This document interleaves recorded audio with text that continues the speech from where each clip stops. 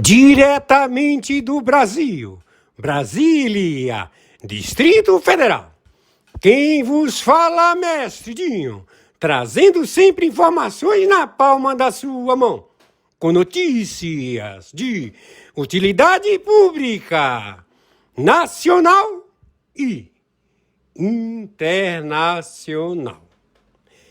O mestre Dinho, eu quero aqui, antes de iniciar esta live, eu quero falar sobre o Pix do juiz Oscar Aníbal Chapan.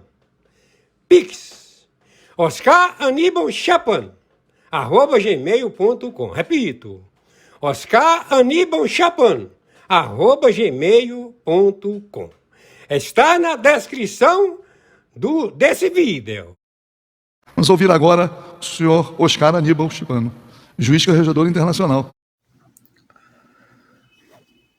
Muito bom dia, muito bom dia.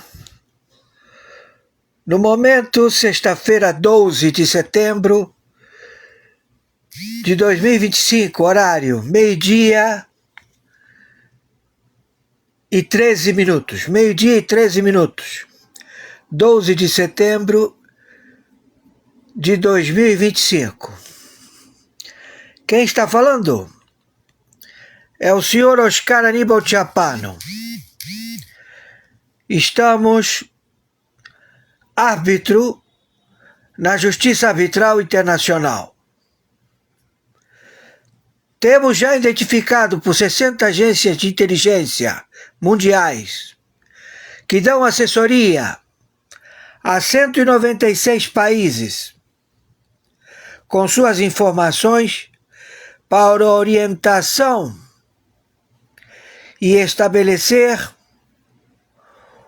um apanhado de informações em comum para o equilíbrio da humanidade. Então vamos ao relatório.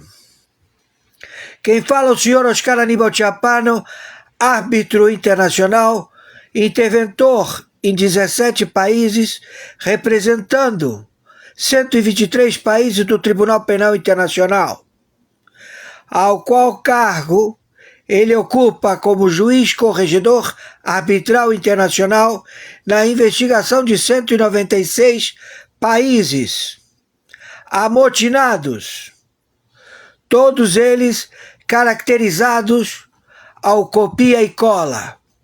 Copia e cola. Vamos ao relatório. A Revolução da China, a Revolução Cultural, estabelecida a Mao Tse-tung, foi gerada para o próprio extermínio. Eles voltaram aos tempos da caverna. Até então a China, ela tinha, antes de Mao, ela tinha todo um passado de cultura, de ciência, de conhecimento.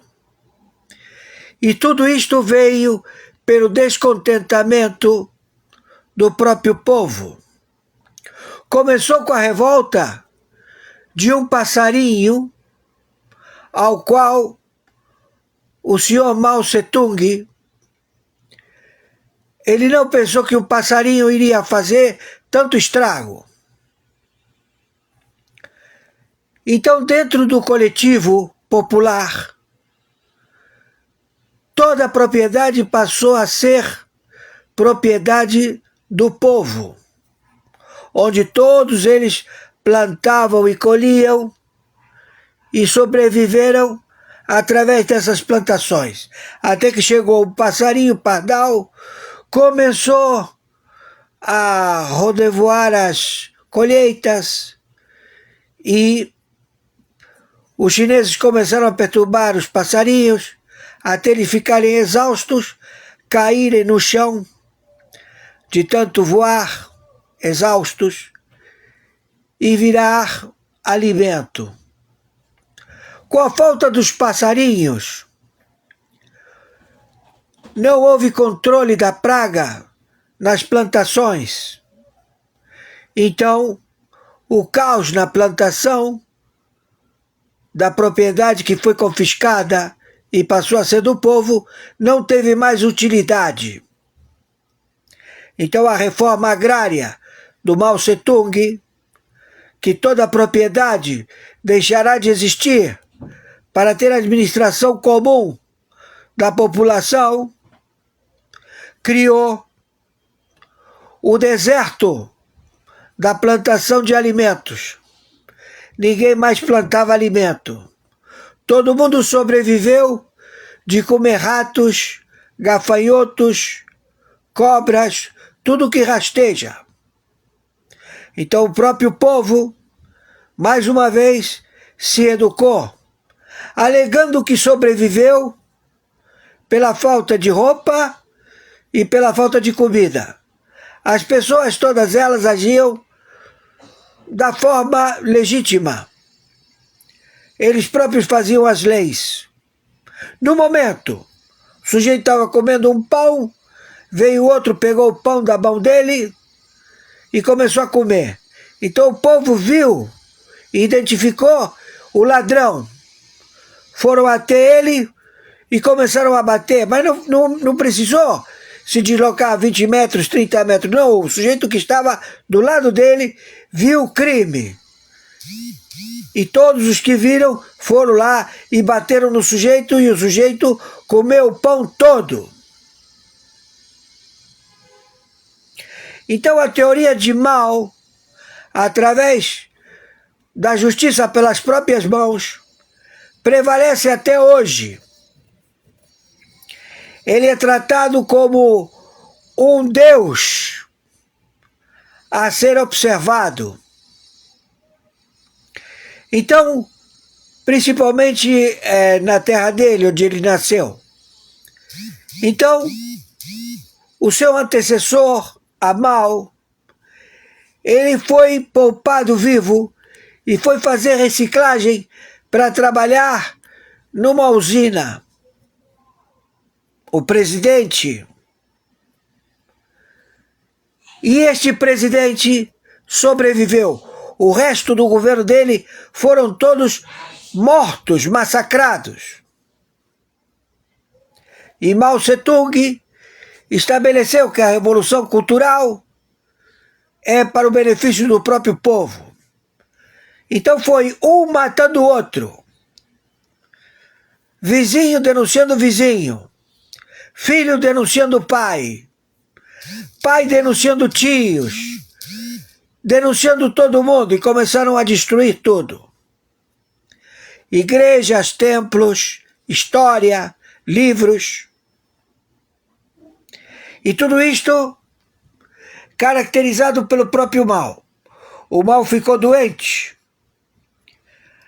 A capacidade financeira da China não existia mais.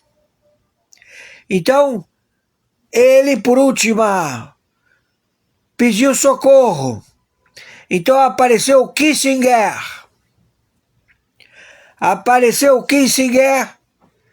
E o presidente Nixon.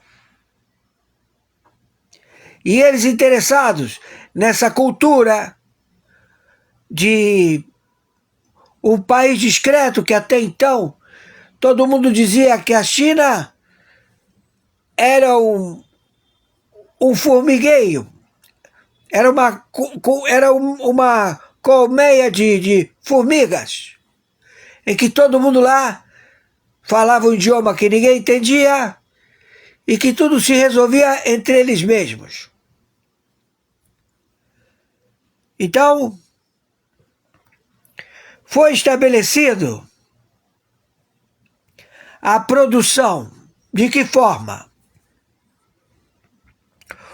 O então desafeto do Mao, que ocupou no governo do Mao Secretaria de Governo, ou seja, ele já tinha o seu posicionamento do passado e sabia que tinha que haver produção. E sabendo que existia a produção, ele continuou a difundir este procedimento, procurando o quê? Procurando quem estivesse evoluindo. Então, ele começou, na idade de 80 anos, a percorrer a China. O opoente do Mao Tse-tung, que o Mao Tse-tung o mandou para reciclagem e acabou com todos os seus ministros de governo. A mesma coisa que aqui o Lula com o Bolsonaro. Então, ele vendo esse posicionamento, este dirigente que foi deposto começou a procurar pelas costas da China e chegou até um estado, Shenzhen, acho que é Shenzhen, que lá um professor começou a prosperar. De que forma? Fazendo reformas de antigos imóveis, onde as pessoas não tinham conhecimento, porque eles mataram todos os que tinham conhecimento. Bastava você ter conhecimento para morrer. Você era considerado capitalista. Então tinha que morrer. Por quê? Porque você sabia ler, escrever, você sabia se interessar. Isso era taxado como opressor. E você deveria ser morto. Teoria de Mao. Os fins justificam os meios. Bastava você ter, naquele momento, o preceito de estar com a verdade, você decidia se esse sujeito morria ou vivia. E isto tudo não faz muito tempo. 1994. Então, este que ocupou o lugar de Mao Tse-tung, que morreu podre, e que todo mundo foi vê-lo morto, e fizeram dele uma cultura para justificar os erros do passado. Porque para você justificar um erro, ou seja, seu tio, seu avô, seu tataravô matou pessoas inocentes, você o estabelece como se fosse uma grande figura, um assassino. O que seria hoje em dia um miliciano, um perverso traficante que se encontra no momento litigado, mitigado pelos seus próprios subalternos, ou seja, pelos seus próprios vendedores de drogas, ou dentro da própria dele, dentro da própria tropa do traficante, tem aqueles que não vão com a cara do patrão.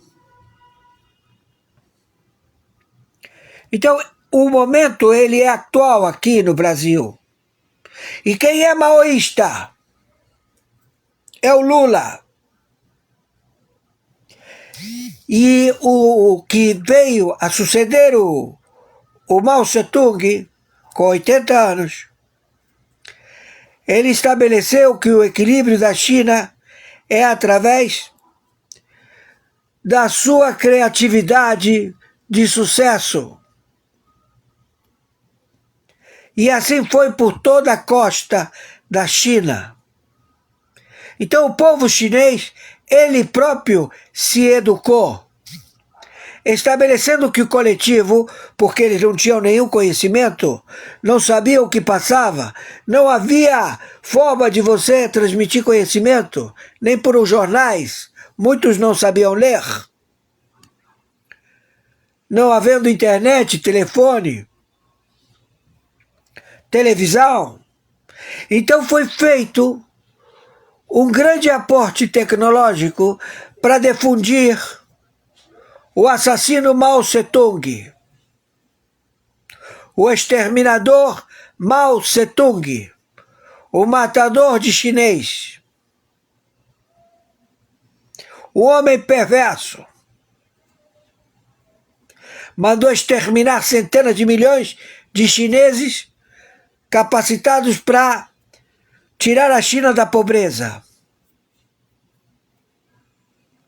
Então este que foi deposto por Mao, e depois Mao chamou ele para fazer parte do governo, e assistiu à sua morte, e veio assumir a China, estabeleceu que o segredo do chinês está em ele ficar totalmente fora do planeta, ou seja, ser mais do que discreto, não chamar atenção para a China, não colocar os olhos para a China. Aí estaria o crescimento do povo chinês. Então todos os estudantes, todos os professores, porque eles se viram na necessidade de aprender a ler, de estudar. Então veio gente jovem, porque eles começaram a procriar. Então chegou em que o chinês ele tem que ter uma junção de diferentes, e os diferentes eles devem se colocar para o bem comum e evitar a destruição do povo chinês, porque está no crescimento do povo chinês, em número, o sucesso da sua revolta, o equilíbrio, a razoabilidade, mas não de ir ao conflito armado que Mao Tse-tung sempre estabeleceu.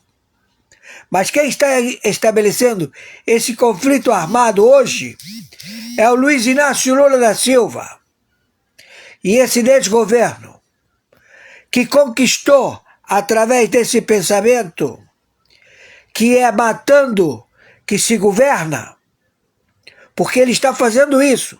Ele utiliza as milícias, ele utiliza os traficantes, ele utiliza os milicianos, ele utiliza a própria polícia, ele utiliza o próprio exército a matar o povo brasileiro,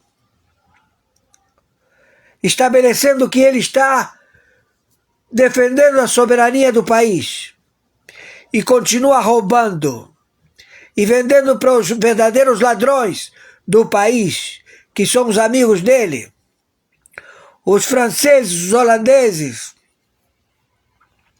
que sempre viveram à custa do Brasil e que eles nunca deixaram que o brasileiro soubesse quem eram realmente os opressores do povo brasileiro. Então, Xi Jinping começou a armar o exército, não para criar o representativo processo de disciplina, que isso muito agradou a população. O sujeito entra no exército, ele tem comida, roupa, todo mundo é o verdadeiro comunista. É a disciplina, um por todos, todos por um. Ele criou o exército para ele se proteger. Xi Jinping. E assim mesmo, ele foi parar na reciclagem durante vários anos.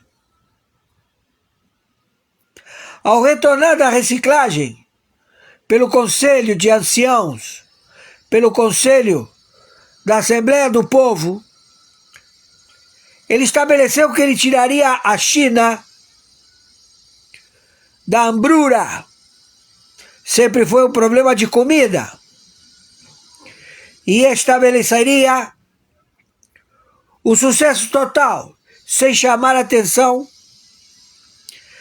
de ninguém do planeta. Mas só pelo fato de você não chamar a atenção, todo mundo quer saber que porra está acontecendo. Na China não tem notícia.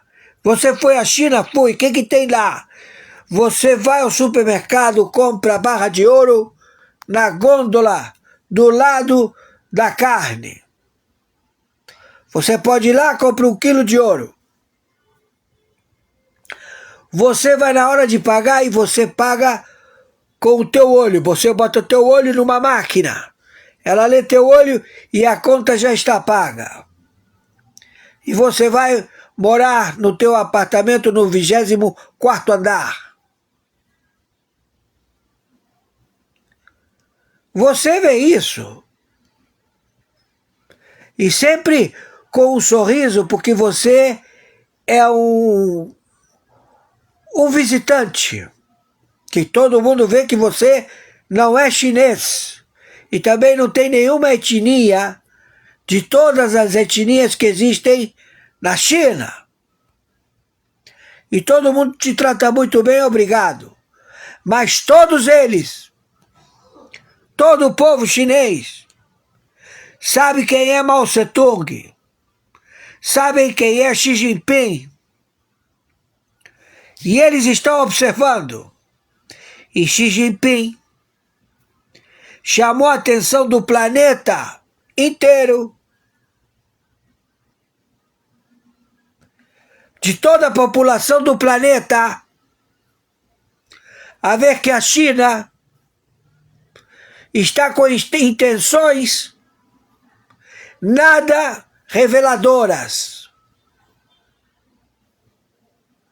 e que acredita que a sua tecnologia é suficiente através da publicidade.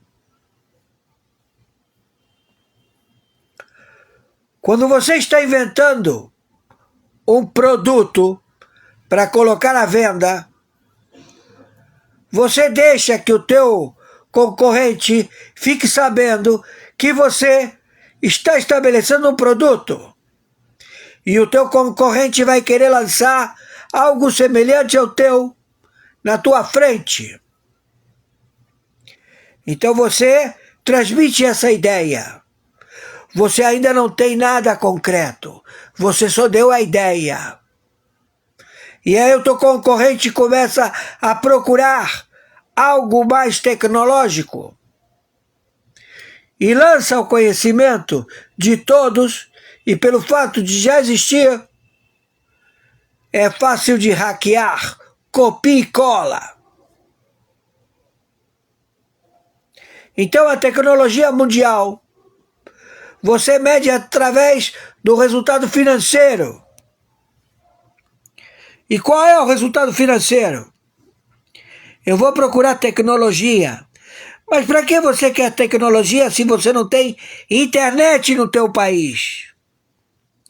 Não, eu não tenho internet de notícias do planeta. Mas eu tenho internet para o desenvolvimento do conhecimento do que o planeta possui. Então eles são um povo que está sempre competindo, um cidadão com o outro. Um chinês com o outro, ele está em competição constante. Quantos idiomas você fala? 2, eu falo 10. O que você sabe fazer? Eu sou malabarista, eu sou trapezista também. E o que você mais faz? Eu sei montar robô. Entendam, o povo chinês é um povo para ser admirado, mas as determinações dos seus mandatários desestabiliza a curiosidade do planeta. Então você não pode fazer como fez a Rússia. A Rússia, a opressão ao povo.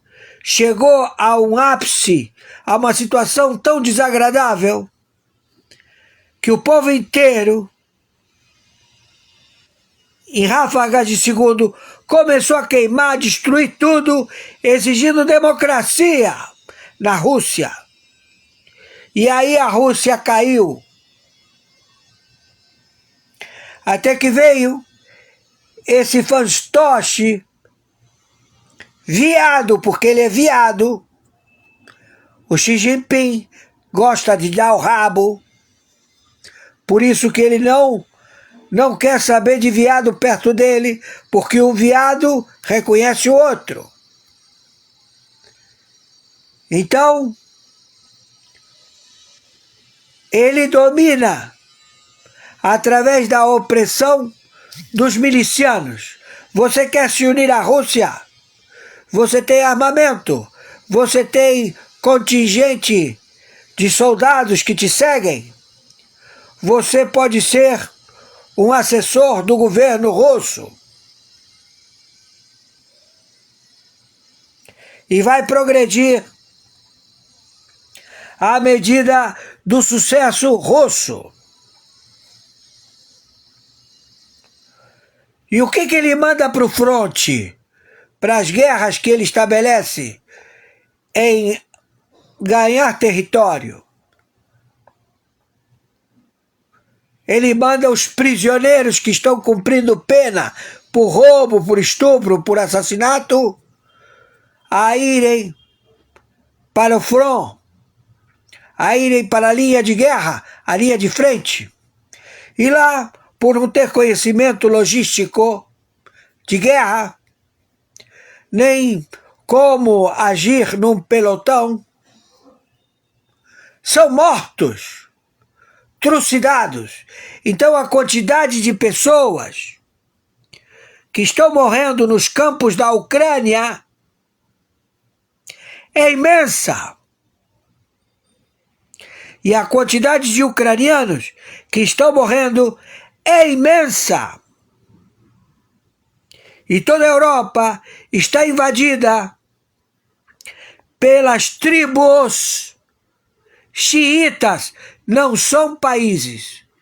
Nenhum deles faz parte da Arábia Saudita, do Catar, de todo o mundo árabe.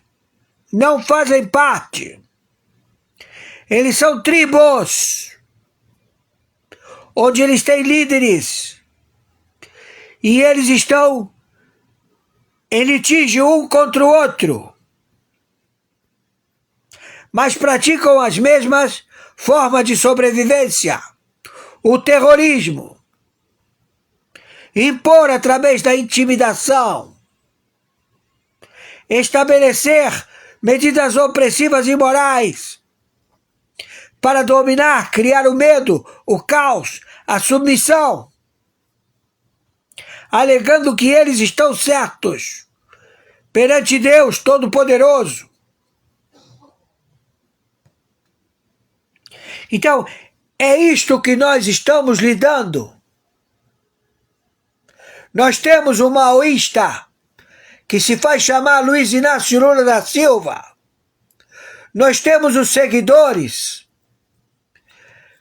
que têm algum estudo e que fizeram lobotomia através da leitura de My Hand, ou seja, Minha Lei, do Hitler. Também do livro vermelho de Mao Tse-tung, do livro verde do libanês. Todos eles com criatividade para se estabelecer dentro de uma doutrina que tenha resultado, que eles não têm, porque eles vivem em contínuo extermínio da própria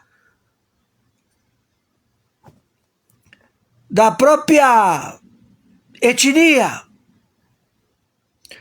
não do próprio país, porque eles não estão interessados em país, eles estão interessados em poder. de dominar. São predadores.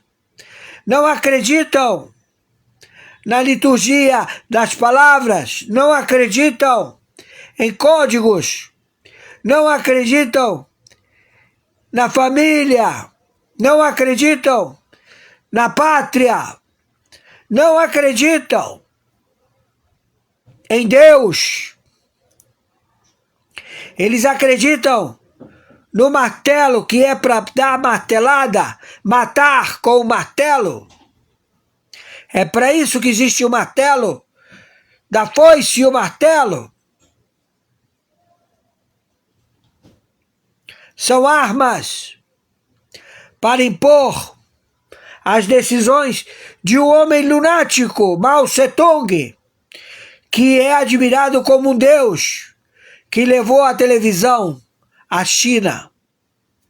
Começaram a fazer programas do Mao Tse-tung para justificar que você não cometeu nenhum tipo de crueldade matando o professor que te educou. Mas você acaba sabendo que esse professor estava certo e que você estava errado. Mas você diz que estava do lado do Mao Tse-tung e ele disse que tinha que ter a revolução cultural, que os inimigos são a cultura, o conhecimento. E isto foi feito em todos os países onde hoje estão em levantamento. Nepal, onde no Nepal também houve a mesma prática. E que eles disseram não, está no relacionamento, no conhecimento de poder se ouvir, poder conversar, ter alguém que queira te ouvir, as tuas ideias e que você possa confiar. Isto aconteceu no Nepal através do WhatsApp. Filho falando com o pai, pai falando com o filho. Relacionamento. Então eles viram que essa forma opressiva e imoral de querer dominar o conhecimento não funciona. O conhecimento está para ser aplicado e não para ser retido, monitorado, porque essa foi a resolução em que todo mundo tem que ser monitorado pelo Xi Jinping. Ele falou: o controle está em colocar toda a população submetida à disciplina do exército. Todo mundo tem que agir com disciplina. Então começaram a colocar câmeras, onde o teu semblante está feliz ou está irritado. E eles perguntam: qual é o teu problema? Então a mulher vai reclamar, ela é morta, ela é reciclada. Entenderam? E esse filho da puta, que se faz chamar Luiz Inácio Lula da Silva, e todos os filhos da puta do seu governo, estão pretendendo isto para o Brasil. Alegando que ele é um grande estadista e é um filho da puta que colocou bilhões de chineses a querer sair na porrada com o Brasil. Mas o chinês não é otário, porque ele já passou por isso. Em 1996, onde os tanques foram em cima da população,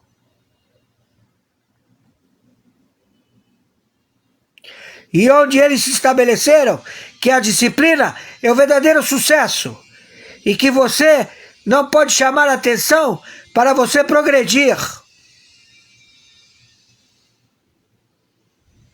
E não para você retroceder. Então esse Xi Jinping, ele está demitido. Porque ele quer progredir através da destruição. não vai sobrar chinês vivo.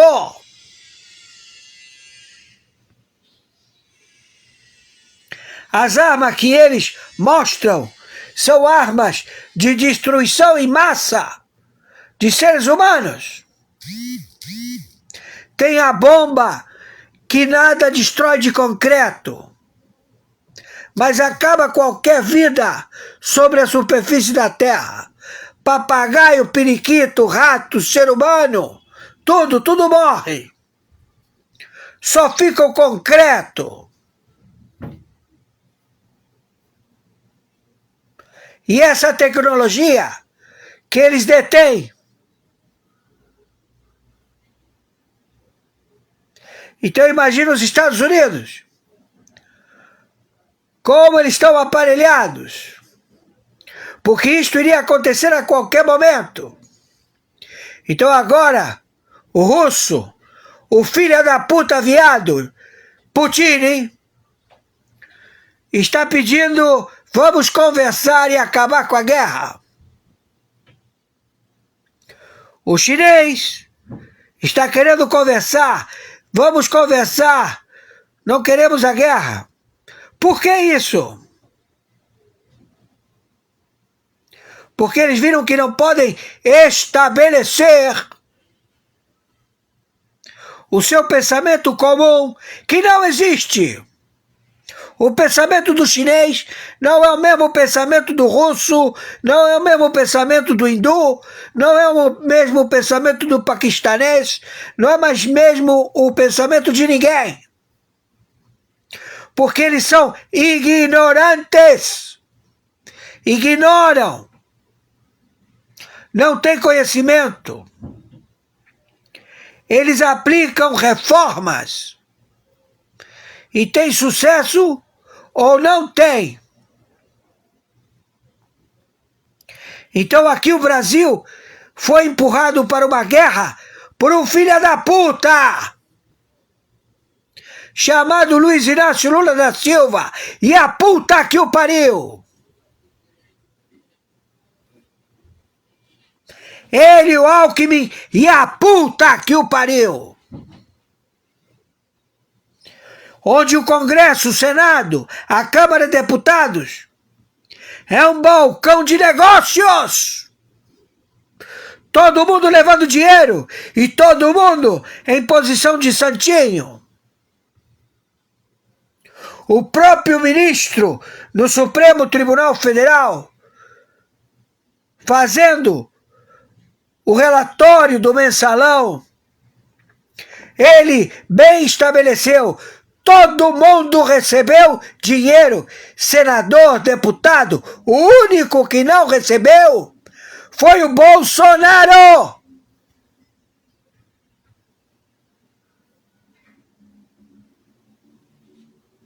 Você sabe o que é o ministro que foi convidado a sair, alegando que ele era um pedófilo, porque gostava de comer uma menina linda, de 2 metros de altura, lourinha, muito linda, mas que não tinha completado 18 anos, mas já tinha uma carreira, começou muito precoce. Dentro do judiciário, todo mundo já comeu essa menina. E todo mundo conhece o cafetão dela.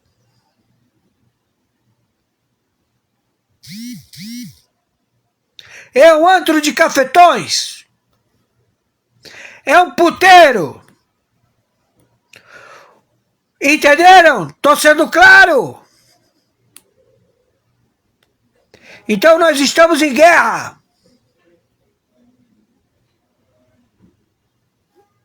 Contra estes filha da puta.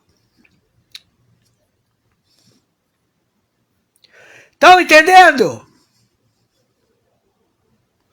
Você escolhe teu lado. Eu já escolhi. Se você escolher o meu lado, obrigado. Seja bem-vindo. Se você escolher o lado deles, vai pra puta que te pariu!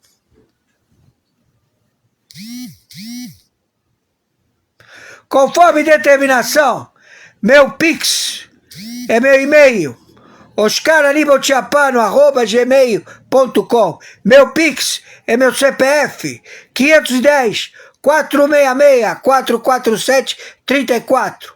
Meu Pix é meu WhatsApp celular, 5521 99742 0789. É um comportamento de sobrevivência.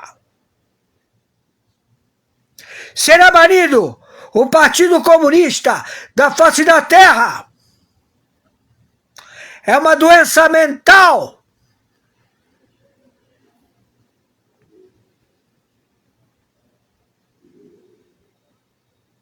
Tomar determinações para o extermínio da população já está determinada pela nação que reivindica a solução de América do Sul, América Central e Caribe.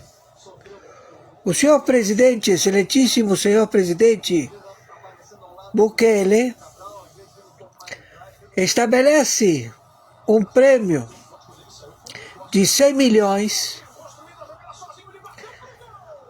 pela captura de Petro, presidente da Colômbia, e pela captura de Maduro imediatamente na sua região. Ou seja, ele está em guerra e captura destes elementos. Então, nós estamos já com a revelação identificada de que o Pleno da Corte do Supremo Tribunal Federal e toda a máquina administrativa do governo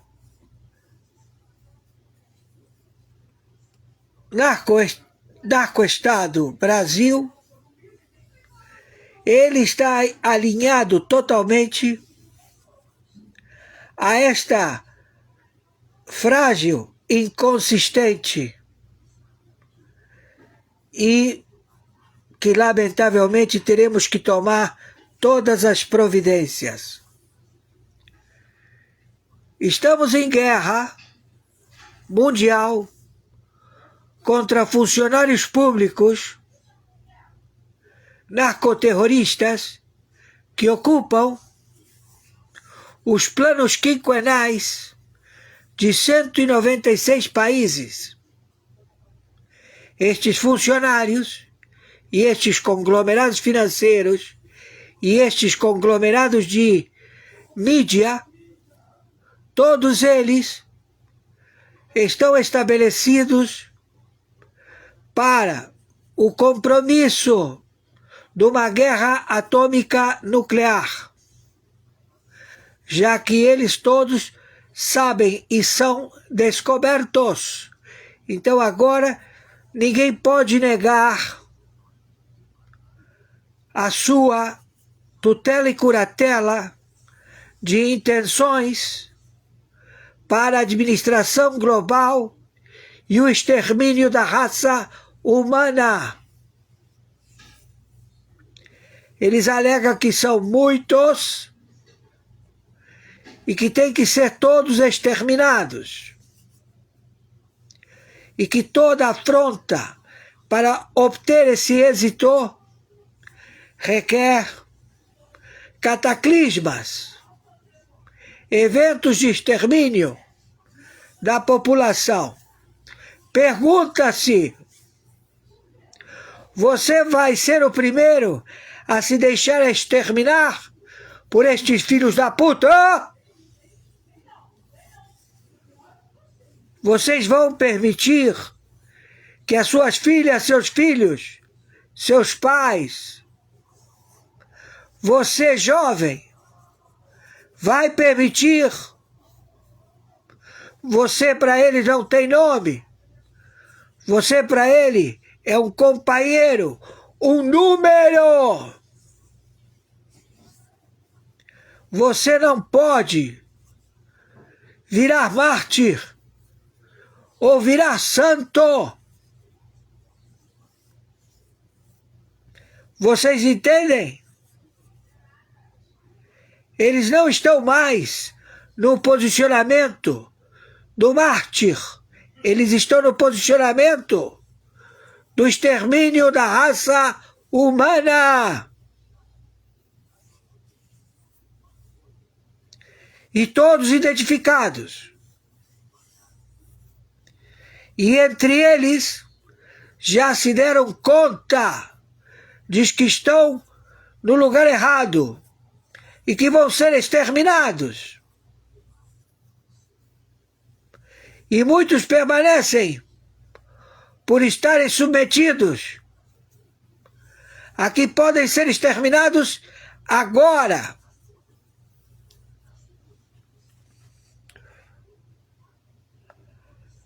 Então, todo este desfecho é muito claro para um homem prático que estudou, que permanece pelo seu êxito. O nome dele é Excelentíssimo Senhor Trump, ao qual está dada a tarefa de estabelecer a sentença do Supremo Tribunal Mundial. Reset. Todas as moedas perdem o valor no dia 1º de janeiro de 2026. Não há possibilidade, não há como estabelecer um comportamento financeiro por alguém outro que não tenha sido inserido no procedimento mundial de administração global. E não é o deles, não é o da ONU. Porque eles não têm essa capacidade.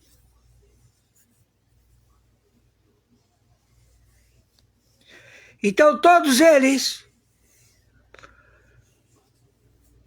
estão permanecendo em suas posições. A chegada do momento e querer estabelecer o seu fracasso ou o seu êxito. Hoje em dia, devemos revelar a vocês que a prática é em exterminar lideranças. Vocês já se deram por percebidos? As suas lideranças, os homens mais bem cercados de tropas, foram exterminados. Quem diz que você, filho de uma puta, Luiz Inácio Lula da Silva, Alckmin, e as putas que os pariu, seus mal paridos cagados, terroristas, filhos da puta, trouxeram a Terceira Guerra Mundial atômica para o continente da Guadiana, da América Central e da América do Sul.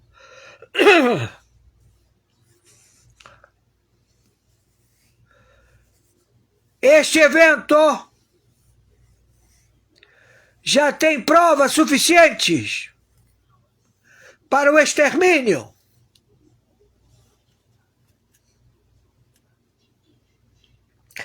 Destes elementos onde estiverem. Estão deslocando 40 mil soldados brasileiros para as fronteiras da Venezuela. Qual o papel? Confrontar a invasão da Venezuela por Iguacimo. Confrontar as tropas dos Estados Unidos da América, do Exército, da Marinha, da Aeronáutica.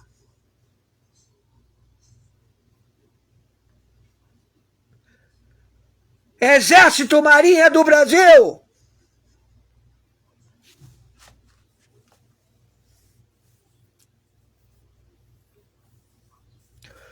Só falta isso.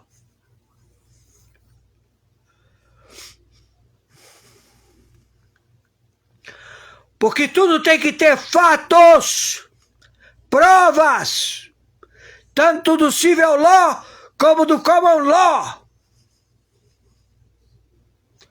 Liturgia do processo militar. Estamos em guerra mundial nuclear. O inimigo, narco, Estado, Brasil.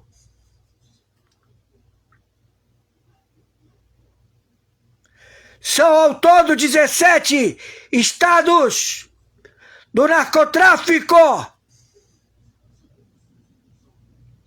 Está estabilizado para permanecer 10 anos.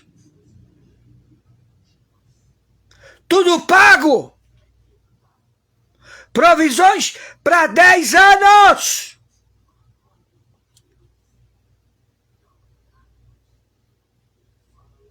Estão ouvindo, seus filhos da puta?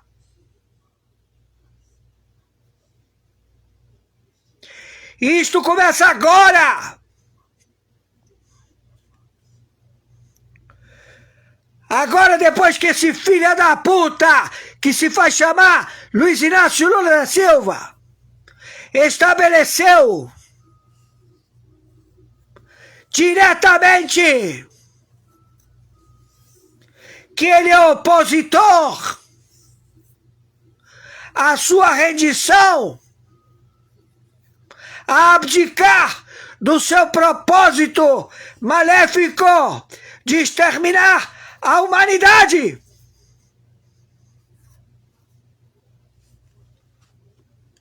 O indivíduo que diz que não quer saber de litigioso ou de guerras é o filho da puta!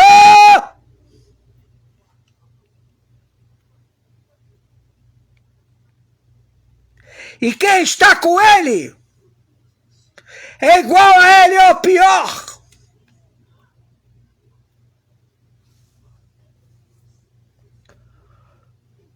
Quem está falando é o senhor Oscar Aníbal Chiappano, interventor pela segunda vez no território da República Federativa do Brasil contra este filho da puta.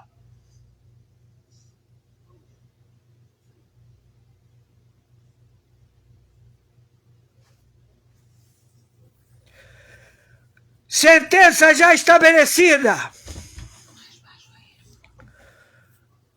Já está determinada. Não cabe recurso.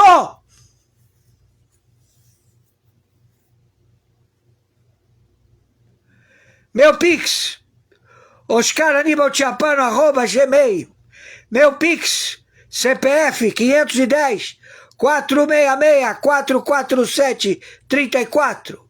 Meu Pix, telefone celular WhatsApp 55 21 99 742 0789.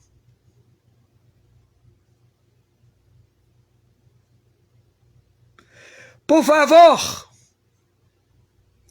Mais uma vez, como sempre, há anos que chegue esta mensagem aos generais em campo: a captura dos membros do Foro de São Paulo e do Grupo de Puebla. O Senhor Todo-Poderoso, Ele existe. A Terra é plana. E tem, sim, seres de outros planetas. E tem quem se injeta com adrenocromo. Estamos entendidos? Olá, uma boa tarde para você que acompanha a Gazeta do Povo. Começou mais um Sem Rodeios nesta segunda-feira. Sempre uma alegria receber cada um de vocês. Temos muitos assuntos para tratar aqui hoje, convidados especiais, parlamentares que vão falar das manifestações de ontem e também nosso time de excelência aí de comentaristas. Vão contando de onde estão nos acompanhando, deixando o like que é bem importante para a gente, tá bom? Vamos dar boa tarde para ele. Boa tarde, Frederico Juncker. Boa tarde, Mari. Boa tarde a todos os amigos da Gazeta do Povo. Boa, Fred. Vou aproveitar e dar boa tarde também para Rodrigo Constantino. Boa tarde, Rodrigo Constantino. Sempre muito bom recebê-lo aqui no Sem Rodeios. Boa tarde, Mari. Boa tarde, Fred. Toda a audiência. Vamos nessa. Boa. Olha, inclusive tem coluna do Constantino na Gazeta do Povo. Pedi para o nosso querido Vitor Kunzio colocar aqui na tela, ó. Anistia já, o recado das ruas. Nossas colunas são exclusivas para assinantes da Gazeta do Povo, então fica o convite também para vocês assinarem a Gazeta do Povo, todas as informações aqui embaixo. Consta. Então, um grande recado das ruas foi a anistia, né? A gente sentiu, a gente que esteve ali nas ruas, ficou muito evidente, assim, né? Esse pedido urgente pela anistia é a principal pauta no momento e queria saber também, você estando aí nos Estados Unidos, esse recado chegou claramente aí fora também? Chegou sim, os americanos, as autoridades e aquelas pessoas próximas do próprio Trump estão muito atentas ao que acontece no Brasil e foi um grande acontecimento, né? Na nossa data de independência, aí, aniversário da independência, o povo lotou as ruas, temos que reconhecer que tinha muita gente, levaram bandeiras dos Estados Unidos, que gerou uma certa controvérsia oportunista por parte da esquerda que impunha bandeiras do Hamas ou da Palestina, ou de Cuba, mas de repente viram como algum ponto contraditório da direita, né? Usar a bandeira dos Estados Unidos. Ninguém ali estava pedindo para substituir nada pela bandeira do Brasil, pelo contrário, um mar de verde e amarelo empunhando a bandeira dos Estados Unidos como gratidão pelo que tem feito o governo americano para libertar o povo brasileiro, né? Então, acho que eles viram sim, notaram, anotaram, né? E o recado foi dado. A pauta tinha basicamente três coisas que a gente ouviu com muita frequência, né? Fora Lula, fora Moraes, com mais frequência ainda, e anistia. E eu acho que as três giram em torno do mesmo tema central, que é o resgate da democracia brasileira, né? Anistiar preso político, porque é incondizente com uma democracia. Nós temos presos políticos no Brasil hoje, e entre eles, na iminência de ser definitivamente preso, já está parcialmente preso, Jair Bolsonaro. O fora Lula, porque é o consórcio PT-STF que tem governado o país, usurpou o poder, né? O Lula foi retirado da prisão, considerado inelegível por um malabarismo, e venceu as eleições, segundo alguns ministros do STF, por mérito do próprio STF. Não fossem eles, o Lula não estaria lá, né? E o Alexandre de Moraes, porque virou realmente o maior ícone desse regime autoritário que tomou de assalto o Brasil. Então, as três coisas andam em conjunto, né? Você tem que anistiar os presos políticos, tentar derrubar o Lula e fazer o impeachment do Alexandre de Moraes para poder ter um mínimo aí de resgate da democracia brasileira novamente. A ajuda da cavalaria americana vem bem a calhar nesse momento para isso. Não vai resolver os nossos problemas sem a participação popular, sem o próprio povo brasileiro assumir as rédeas do seu destino. Daí a importância de ir para as ruas, e o povo foi, né? Mas não vejo nenhum problema em reconhecer a ajuda que está vindo dos Estados Unidos. Daí também a bandeira americana está no meio de tanto verde e amarelo como um reconhecimento disso. Então, acho que foi um dia importante, foi um dia que deixou claro esse recado das ruas, ainda mais, Mari, em contraponto ao que tivemos da esquerda radical, que tentou fazer uma manifestação lá do Grito dos Excluídos, e estavam tantas pessoas excluídas que não tinha ninguém, né? E também o evento oficial do próprio governo, que estava às moscas também. É um 7 de setembro xoxo, né? Sem vida, sem povo. Então, nem os ministros do Supremo foram, né? Então foi um fiasco total o evento oficial do Lula. Acho que o recado e o contraste chamou muito mais atenção ainda para o recado. O recado ficou bem claro. É hora de anistiar nossos presos políticos e começar o resgate da democracia brasileira. Ótimo, Consta, já voltamos contigo. Agora, Fred, outra questão que é importante a gente destacar sobre ontem, né? Achei legal que o Consta falou isso do Grito dos Excluídos, estava todo mundo excluído dessa manifestação vazia da esquerda. Isso chegou também, né, até os veículos de comunicação aqui do Brasil, que normalmente deixavam, né, passavam pano aí para esses movimentos, ou não gostavam de deixar em evidência a força da direita, dessa vez destacaram, e alguns veículos internacionais também. Outra questão envolvendo as manifestações foi a participação do Tarcísio, dessa vez mais incisivo, que incomodou até o ministro Gilmar Mendes, né? Pois é, Mari. Primeiro, em relação a esse ponto da quantidade de pessoas nas manifestações, você vê como a imprensa vai moldando a narrativa conforme é do interesse, né, e segundo a visão ideológica da grande imprensa, porque eles que sempre reforçam, olha como estavam, né, os atos estavam esvaziados, sempre querendo diminuir o número de pessoas presentes. E como teve, em paralelo, esses atos da esquerda, esse grito dos excluídos, aí eles não deram tanto destaque porque ficava evidente que as manifestações organizadas pela direita tinham uma presença muitas vezes superior àquelas da esquerda.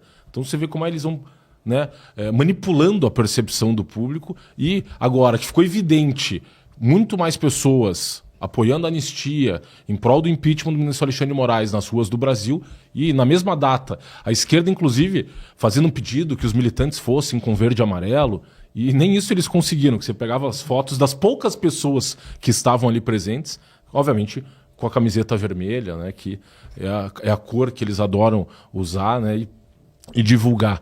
Mas em relação ao governador Tarcísio de Freitas, Mário, acho que cabe destacar que, inclusive, né, uma brincadeira que a gente estava fazendo aqui nos bastidores, que parece que ele ouviu eu falando na semana passada, né, Mari? Ele me ouviu falando na semana passada porque eu tinha falado justamente que o governador Tarcísio de Freitas, nos vários atos que foram até aqui realizados para tratar da questão da anistia, ele sempre havia assumido um discurso acanhado, tímido, fazia e direcionava críticas ao PT, ao Lula, as políticas desastrosas do governo Lula, e muito timidamente se referia ao ministro Alexandre de Moraes ou aos abusos do Supremo Tribunal Federal. Nós tivemos uma mudança de postura na semana passada, quando ele vai até Brasília, no dia do início do julgamento do ex-presidente Jair Bolsonaro e dos demais réus da suposta trama golpista, vai conversar com o presidente da Câmara dos Deputados, Hugo Mota, que é do mesmo partido que ele, Tarcísio, Republicanos, para tratar do avanço do PL da anistia dentro da casa, já que já haviam sido recolhidas as assinaturas desde abril, para que aquele requerimento de urgência avançasse e essa questão pudesse ser apreciada pelo plenário, mas o presidente da casa, Hugo Mota, tem se recusado a pautar o PL de anistia. Então, a gente teve essa mudança de postura do governador na semana passada, quando ele se dirige a Brasília para convencer o Hugo Mota a pautar o PL de anistia, tanto assim que tivemos um aumento do apoio a essa causa, com o desembarque dos partidos União Brasil e Progressistas da base do governo Lula, eles que se somam aos esforços para o avanço da anistia. Temos aí o PL, o Novo, União Brasil, Progressistas, e também as próprias bancadas do PSD e Republicanos, que na sua maioria também apoiam o PL da anistia. Temos aí quase 292 votos favoráveis à anistia. E, para além disso, esse discurso que ele fez ontem, um discurso que subiu um pouco o tom, ainda não me parece que seria o tom adequado à gravidade das coisas que passamos no Brasil, mas ele não se furtou a mencionar expressamente o nome do ministro Alexandre de Moraes, dizendo, né, dos atos abusivos e ilegais que vêm sendo praticados pelo ministro, e abro aspas aqui a frase do Tarcísio, ele diz o seguinte: olha, ninguém aguenta mais a tirania de um ministro como Moraes. Ninguém aguenta mais o que está acontecendo neste país. Nós não vamos aceitar a ditadura de um poder sobre o outro. É isso que precisamos fazer, é isso que nós precisamos defender. Chega do abuso, chega. Ainda que seja meio tardia essa declaração, mas importante é que trazer o governador Tarcísio, sabe, o governador do principal estado do país, mais populoso, e é um esforço aí que se soma, porque, de fato, as participações do governador Tarcísio nos últimos atos deixavam a desejar, discurso acanhado, tímido, e você vê uma mudança de postura que me parece... Você vê o governador Tarcísio entrando de fato agora na causa da anistia para que esse tema avance tanto na Câmara dos Deputados quanto no Senado Federal, uma mudança de postura importante, e me parece que o governador Tarcísio inclusive tem que ser mais pressionado para que aumente aí o tom das suas manifestações e que possa, né, junto hoje da sua força política, ele que tem inclusive o Kassab como secretário de governo, Kassab que é presidente nacional do PSD, ele, membro do Republicanos, o presidente da Câmara dos Deputados é do Republicanos, ele tem ali, dentro do governo de São Paulo, um instrumento para também exercer pressão sobre os deputados e senadores para que o PL da anistia finalmente avance, seja votado e nós tenhamos aí um mínimo da legalidade restaurada no nosso país para que cessem as injustiças praticadas contra os réus do 8 de janeiro, tanto sofrimento causado a essas famílias, a esses réus, e essa pauta, como você bem disse, Maria, é a pauta hoje mais importante do país, e importante que ela avance,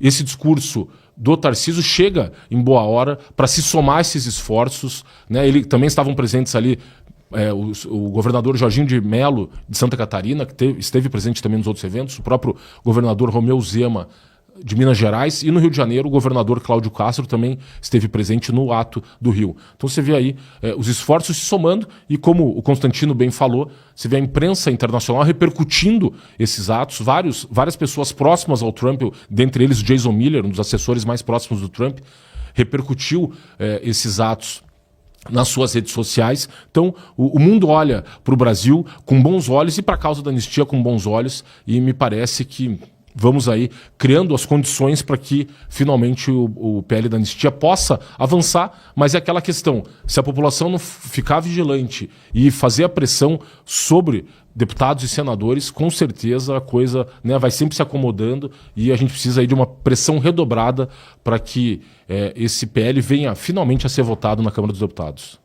Perfeito, Fred. Já vai chegar aqui Marco Antônio Costa, agora voltando com o Constantino. Consta, essa mudança aí de postura do Tarcísio, né? Eu lembro que ano passado eu estava cobrindo aqui no saudoso Entre Linhas especial de 7 de setembro, também as manifestações do ano passado, e houve muitas críticas em relação ao Tarcísio, que chegou lá com um discurso falando algo sobre questões técnicas, pontes e questões que não eram de principal interesse, né? Não eram pautas urgentes assim. E agora, dessa vez, a gente viu já uma mudança de postura mais incisivo. Como que você vê essa movimentação, né? Essa maior intensidade agora de Tarcísio nesse cenário? Eu vejo como muito saudável, né? Antes tarde do que nunca, na linha do que o Fred estava dizendo. Até ontem, basicamente, o Tarcísio estava indo na linha de que o diálogo é o melhor caminho, mesmo com Alexandre de Moraes, né? Não se bate nele, se junta a ele. O caminho é o diálogo. Ele deu várias declarações, inclusive lá no Gilmar Palusa, quando ele foi também, nesse evento aí do Convescote da turma do Gilmar Mendes, ele estava apostando muito nessa possibilidade do diálogo com alguém como Alexandre de Moraes. Pela primeira vez na vida eu vou concordar com o Lindbergh Farias, né? Ele cruzou o Rubicão. Sim, ele atravessou um limite que ele não tinha atravessado até então, que é mencionar por nome Alexandre de Moraes e chamá-lo de tirano, ou de responsável por uma tirania, né? A citação literal é essa, né? Ninguém mais aguenta a tirania de ministros como Alexandre de Moraes. Então, cruzou sim um Rubicão e acho muito bem-vindo.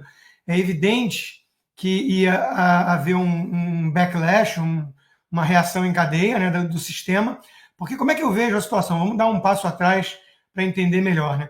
O sistema quer expurgar a direita bolsonarista da política brasileira. Grosso modo, aí 40% a metade da população, dos eleitores. E quer voltar com o fenômeno do teatro das tesouras, onde alguém como Alckmin, que era um tucano conservador, fazia as vias de oposição ferrenha ao lulismo. Bom, desnecessário dizer que o Alckmin hoje é vice do Lula, né? O ladrão quer voltar à cena do crime, e ele optou por voltar junto e ainda voltou cantando a Internacional Socialista. Lula, Lula, e cantando a Internacional Socialista ao lado dos petistas comunistas. Então, a farsa ficou escancarada. Ninguém mais acredita em PSDB, em tucano, como oposição ao PT. Né? Mas o sistema está querendo retomar exatamente esse momento, esse status quo ante. Né? É como se não tivesse tido aí o despertar de uma parcela significativa da população brasileira, que acompanha aqui programas como Sem Rodeio e está muito mais antenada hoje em dia no que está acontecendo. Então eles querem o resgate do fenômeno da direita permitida. Um Eduardo Leite da vida, que nem direita né? Alguém assim, palatável, controlável e que não ouse desafiar as vacas sagradas do sistema, ou seja, não vá colocar em risco, né, a própria premissa de que o STF, nessa composição atual, é o grande guardião da democracia, salvou a democracia de uma ameaça golpista. Para você ser aceito pelo sistema, você tem que jogar esse joguinho.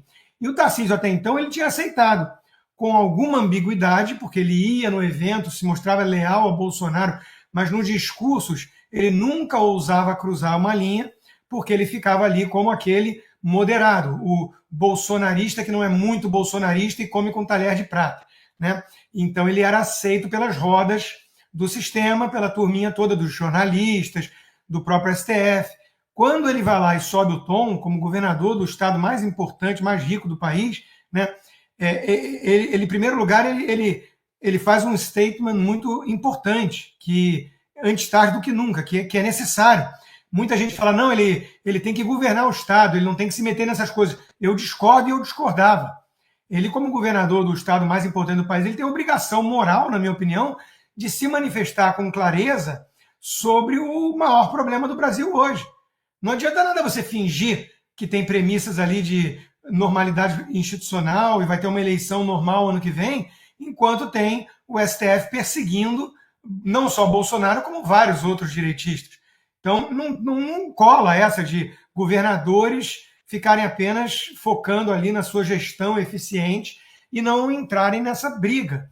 Né? Eles têm uma obrigação moral, na minha opinião, de se manifestar em relação ao maior problema do Brasil hoje. Não temos mais uma democracia que mereça esse nome. E eles estão pensando em disputar a eleição ano que vem, fingindo que há uma normalidade, isso não cola. Então, ele se manifestou, o Zema já se manifestou também, o Caiado não muito, prefere dar uns prêmios aí para ministro do Supremo, mas enfim, os governadores têm que sair da zona do conforto. É importante essa adesão. É importante para dar também musculatura para os parlamentares que estão buscando a anistia pelo Congresso. Né? Então, acho que o Tarcísio fez bem. Muita gente ainda desconfia dele na direita, né? Porque ele não é alguém que entra em dividida ideológica, ele mesmo fala isso. Ele é um tecnocrata, um gestor eficiente, trabalhou no governo Dilma, o Bolsonaro foi lá, viu o potencial, deu um ministério na mão dele, deu autonomia e ele fez o nome dele. Político e para o setor privado, porque as propostas que ele recebe são milionárias. Mas ele tem lá um espírito público, um espírito de lealdade ao Bolsonaro, isso ele tem, acredito, né? E ele está tocando lá a gestão do estado mais importante do país, com uma reeleição garantida. Então, nem sei se ele sai para presidente, né? E tem que combinar ainda com os russos. Mas, se ele quer os votos bolsonaristas, e se ele for realmente para presidente, né, ele não vai poder ficar bancando aquilo que o Estadão chama de direita. O Estadão chama de direita um sujeito acovardado que finge que tucanos são oposição ao PT e que finge que o STF vem agindo para salvar a democracia. E veja que esquizofrenia, né? O editorial do Estadão desse domingo, uma das coisas mais infames que eu já vi no jornalismo, né? Vai lá e diz basicamente que o STF está sim atropelando várias prerrogativas e criando um sistema de exceção autoritário. Só que para perseguir o Bolsonaro está valendo. Depois que Bolsonaro for condenado e preso, aí o STF tem que voltar à normalidade. É a peça mais podre que eu já vi de um editorial de jornal. né? Quer dizer, eles estão admitindo, basicamente, que é preciso fazer vista grossa para destruir Bolsonaro e o bolsonarismo. E depois que voltar à estratégia das tesouras, vocês precisam praticar autocontenção e deixar um pouco a política de lado, que deixa que os tucanos e os petistas voltam a dar as cartas nessa seara, né? É isso que o editorial está dizendo nas entrelinhas e nas linhas também. Salta aos olhos, né? Então, de novo, o povo brasileiro não vai aceitar isso. Não está aceitando isso. E o Tarcísio precisa se posicionar. A pior coisa que existe para a eleição é o morno, né? É acreditar nesses marqueteiros todos tucanos que ficam falando, não, você tem que falar para o centro e parecer moderado, refinado, que aí você consegue os votos do centro que vão definir. Os votos bolsonaristas já estão com você de qualquer forma, mesmo porque não vão ter quem votar.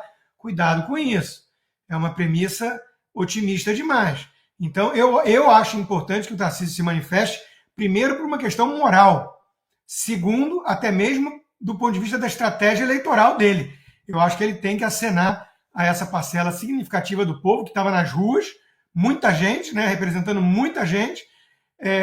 Ele não pode acreditar no Estadão e no Globo, senão ele está ferrado. Boa, Constância, já voltamos contigo. Agora, Marco Antônio Costa, boa tarde, seja bem-vindo ao Sem Rodeios de hoje. Boa tarde, Mari, Fred, Constantino, eu adoro ouvir o Constantino, é música para os meus ouvidos. E vocês aqui no Sem Rodeios também, parabéns pelo trabalho fenomenal de vocês. Vamos para mais uma semana, né? Vamos. E como que você acredita que deve ser esta semana, né, de julgamentos e tudo mais, inclusive amanhã de novas revelações por parte do ex-assessor do ministro Alexandre de Moraes, Eduardo Talhaferro, ele vai para a Câmara, a gente deve ter novas revelações importantes aí, e depois, né, tudo isso impulsionado pelas manifestações esse domingo. Como é que você viu essas manifestações, estando lá, acompanhando, vendo gente de perto, como isso deve impactar nessa semana que começamos hoje? Eu fico muito feliz de ver o pessoal se reunindo no 7 de setembro. Aqui na Praça da Liberdade foi incrível. Nós, com a revista Timeline, com o Te Atualizei, a gente veiculou pelo Fio Diário também a manifestação, fez uma cobertura muito eficiente, né, de todos os momentos, com entrevista. Foi um negócio inédito e acho que isso mostra muito sobre o nosso estado de espírito. Depois de tantas desilusões, depois de tantas dificuldades com a manutenção das declarações abjetas, absurdas e horrendas dos ministros do STF em tempo real, aspas, rebatendo Tarcísio, rebatendo manifestação, rebatendo a expressão do povo na rua, que é o que o Barroso está fazendo agora também, eles estão se colocando contra o povo. Os ministros do STF, abertamente. Antes não era tão abertamente assim. Estava meio cifrado, era meio... Não, agora sim, é abertamente. É abertamente contra qualquer iniciativa popular, qualquer manifestação livre, contanto que seja óbvio do que eles chamam de extrema direita radical, direita bolsonarista. E eu acho que a gente tem que agora entrar em um novo estágio de compreensão da realidade e de resiliência. Não podemos agora a gente, vamos lá, uma parte a direita é jovem, aquele papo, a direita é jovem, a direita é embrionária, a direita politicamente é embrionária. A direita culturalmente não existe. Então, se politicamente a direita hoje no Brasil é embrionária, não é mais, tem 5 anos o filho, 6, 7, ok. A gente tem que pensar na direita cultural, não na direita política. A única coisa que vai tirar a gente da sensação de desilusão, da falsa expectativa, da esperança falsamente fabricada e projetada é trabalho, é pegar o mesmo grupo de pessoas que estavam lá, na Paulista, no Rio de Janeiro, aqui em BH, lotando praças, e ter mais institutos, mais ONGs, mais entidades. Para cada entidade, para cada livro, para cada obra deles, tem que ter 3 nossas. É um renascimento cultural mesmo que a gente precisa aqui. A gente precisa reviver. Eu vejo a fagulha e o povo muito sincero na expressão de dor e de... mas ao mesmo tempo de... eu estou indignado, mesmo que doa, eu vou continuar indo para a rua. Porque outras janelas de oportunidade continuarão aparecendo. Eu espero, eu rezo para que tenha uma sanção secundária eficiente. Eu tenho falado muito sobre isso. A sanção secundária é a bigorna da realidade, porque a sinalização, que é a Magnitsky, não funcionou. Então, a bigorna da realidade tem que cair no meio do Banco do Brasil.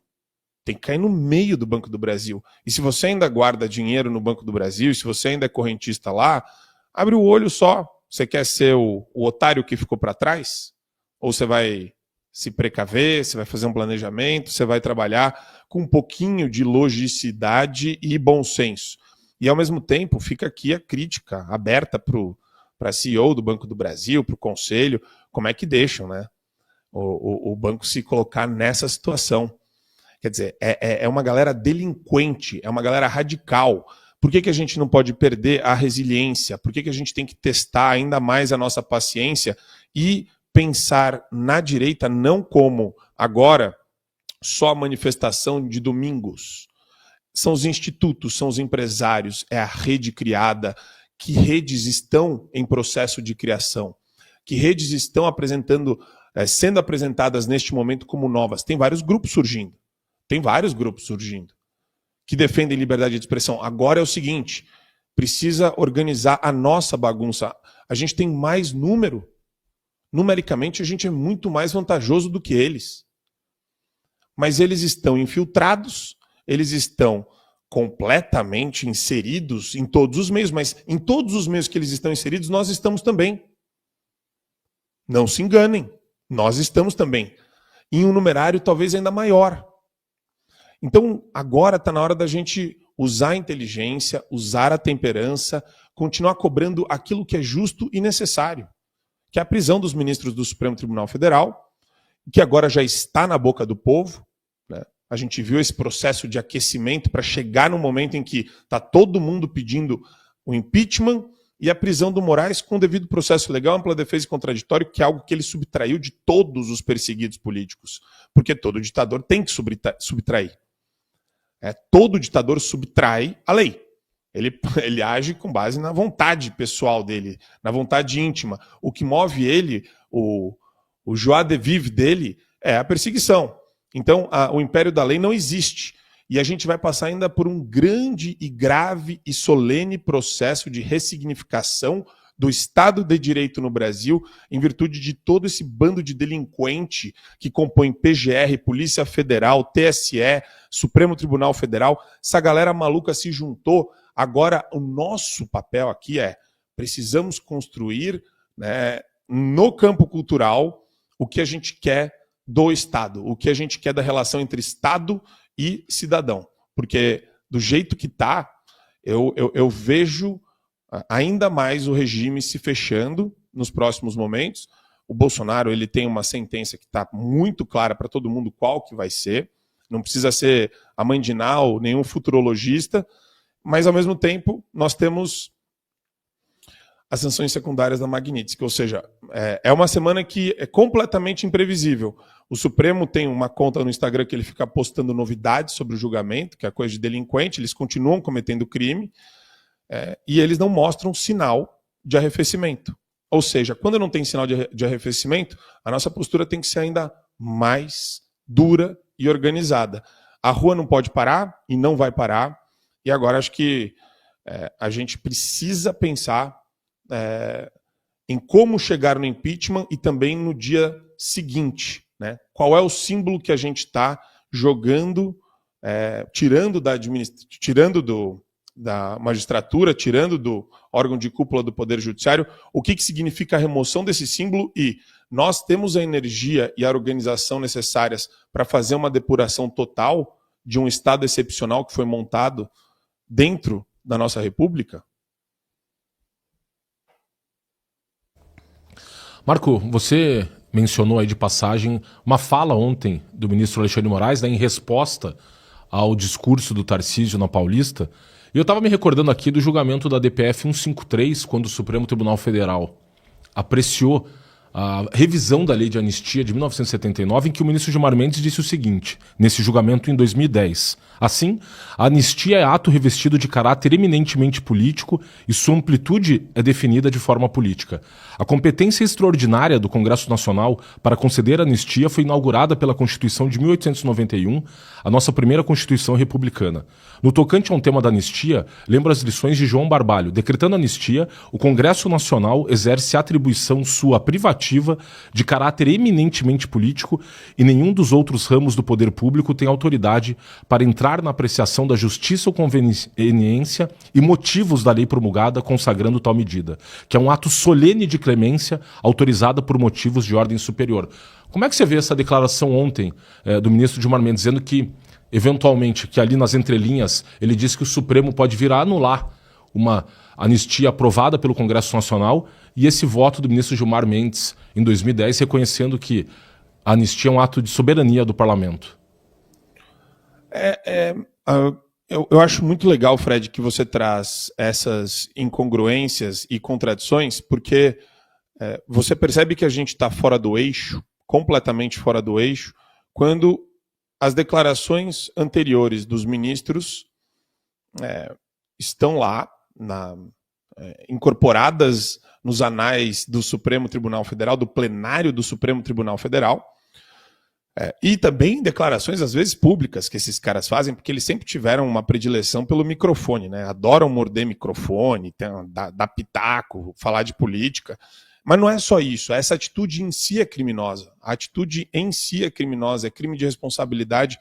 Querer morder microfone por aí, querer participar do Flow, pô. Parece que ele tá assim, é uma princesinha, o Gilmar Mendes é uma princesinha que quer participar do Flow, para contar a história da vida dele. Sabe, essa galera sofre de uma egopatia, uma egolatria, que é um negócio nojento.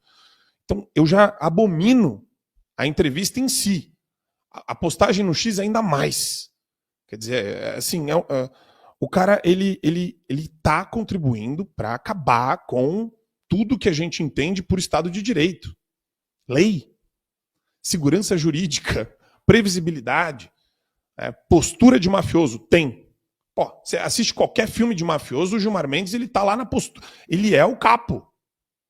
Gilmar Mendes é o capo. Ele não tem vergonha de mostrar isso. Parece que ele se nutre disso. Da imagem de sapão, dono do pântano. Ele é o sapão, dono do pântano. E o que ele busca com isso? Mostrar força? Que bom, seu otário, seu imbecil. Você tá mostrando força pro Marco Rubio. Boa queda de braço, vai fundo, visto já está cancelado, o que mais que você quer? O que mais que você quer? Você quer ser tratado como um ente radioativo? Não tem problema, não tem problema. Se depender do trabalho nosso de rua, nosso de denúncia, a sua postura, que não é só contraditória, porque antes algumas declarações suas eram de acordo com uma interpretação minimamente razoável da Constituição e da lei. Hoje, vocês viraram agentes repressores. Vocês viraram o regime, na verdade, que tem agentes repressores espalhados por redações de CNN, Globo News. Vocês têm agentes informantes e repressores na Polícia Federal. Vocês têm agentes informantes espalhados. Vocês têm X9 em grupo de WhatsApp. Vocês têm X9 em grupo de WhatsApp. Então, a gente tem o dever moral de apontar para essa nojeira que vocês fizeram e fazer vocês serem esfregados na sujeira que vocês fizeram. Metaforicamente falando, vocês têm que cumprir todos os anos de cadeia. Todos os anos de cadeia. Todos os anos de cadeia. Todos vocês. Todos vocês. Você que é um policial federal que é bunda mole, covarde, irmão, a gente vai para cima de você também. Todo mundo do regime vai ser estudado, analisado, tem que ser feita a historiografia, o Tagliaferro tem que ser ouvido. Ele preferiu a gente entrevistá-lo amanhã. O advogado dele está colocando tudo que ele fala nos anais do Congresso Nacional. Tudo. Para ficar registrado. O escândalo do Tagliaferro, a imprensa simplesmente se silenciou. A Gazeta do Povo, Revista Oeste, nós do Fio Diário falamos a respeito, o resto se silenciou. Todos os escândalos, na verdade, tudo é escandaloso. Não preciso aqui ficar repetindo. Do Daniel Silveira, a suspensão do X, ao gabinete montado com tagliaferro, tudo é escandaloso e criminoso. O nosso problema é o seguinte, no meio dessa quantidade, dessa proliferação de escândalo, a gente não pode perder, né, a energia para continuar. Falando, nada adianta, porque os caras já chutaram balde. Eles já chutaram balde lá atrás, é que a gente está vendo agora o tamanho do rombo. Então,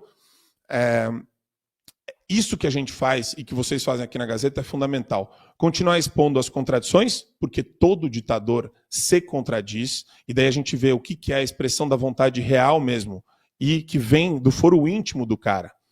Você vê o discurso ridículo que ele faz. O post do Gilmar Mendes no X é um post que não tem nem pé nem cabeça.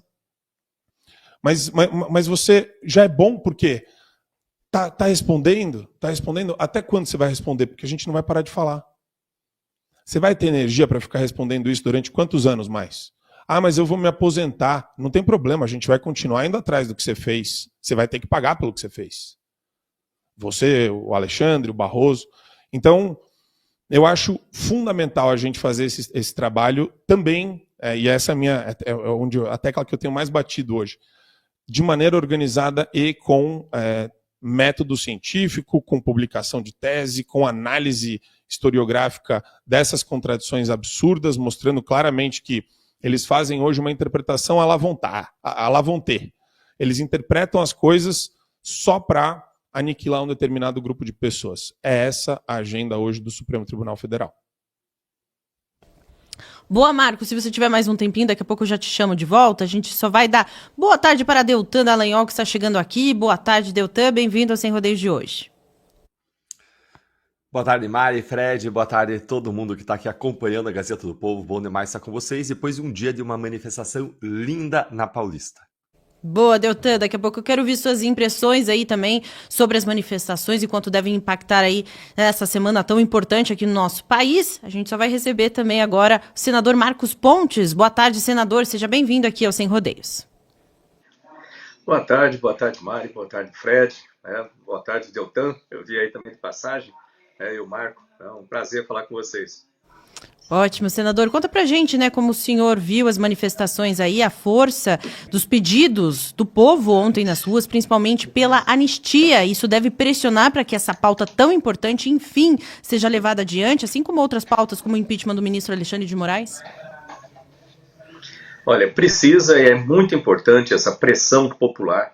Lembrando o seguinte, né, o ano que vem, 2026, nós temos eleições para deputados federais, eleições para senadores, 54 senadores, então essa pressão popular é importantíssima nesse momento, porque, olha, falar aqui meio, alguma decepção que eu tenho muitas vezes dentro do Senado, são aquelas pessoas que falam uma coisa e fazem outra, né? Você vê que eu fui candidato lá à presidência do Senado, se eu tivesse ganho aquela eleição, né, nada disso estaria acontecendo, porque eu já tinha colocado, né, como eu falei muitas vezes lá no início do ano, né, eu já tinha colocado para votação, para apreciação do plenário, o impeachment do ministro Alexandre de Moraes, a anistia era outro que estava na pauta também, e não pode esquecer também do foro privilegiado, né? Nós temos uma sequência aí que é muito importante, e o apoio popular é extremamente importante, e sempre lembrar que o ano que vem tem eleição, e lembrar também que quando você tem um processo de impeachment, né, que você precisa de 54 votos no final do processo, essa votação pelo regimento é uma votação aberta, né? E, aliás, na minha opinião, toda votação do Congresso, de forma geral, tinha que ser aberta para a população saber em que o seu representante está votando. Ótimo, senador. Vou passar para o nosso querido Rodrigo Constantino fazer uma pergunta também para o senhor. Consta. Boa tarde, senador. Uma das grandes bandeiras dessa manifestação aí, nesse domingo, foi a questão da anistia. O escritor Victor Hugo, de Les Misérables, dizia que não há nada tão forte como uma ideia cuja hora é chegada. Eu acho que essa ideia da anistia está ganhando força. E a gente vê, pelo menos na Câmara, que ela deve prosperar. Como é que o senhor enxerga quando chegar no Senado? O Senado sempre é um pouco mais delicado. O senhor vê com otimismo essa pauta lá? Boa tarde, Constantino. Bom te ver aí, cara. Bom te ver mesmo. E bem, né? Olha, o que acontece? A anistia na Câmara, como você falou, aparentemente ela tem um pouco mais de pressão, ela aparentemente vai à frente. E tem que lembrar o seguinte, que tem que ser uma anistia ampla e restrita, né? Porque eu ouço muito papo ali de uma anistia light, tirando o presidente Bolsonaro, o que é errado, né? Não se pode fazer esse tipo de coisa.